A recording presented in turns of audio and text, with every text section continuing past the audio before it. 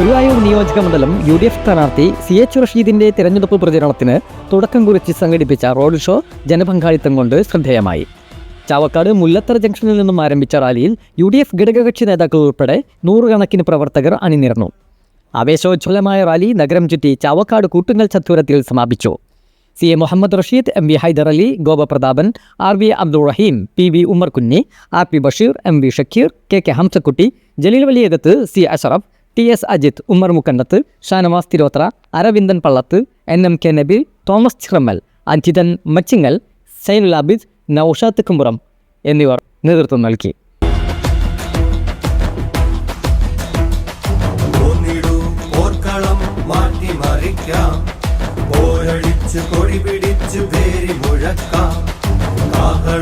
മാറ്റൊലിക്കും ജാഥ നയിക്കാം, പിടിനാദമായി രമ്പിടും വീതി തെളിക്കാം.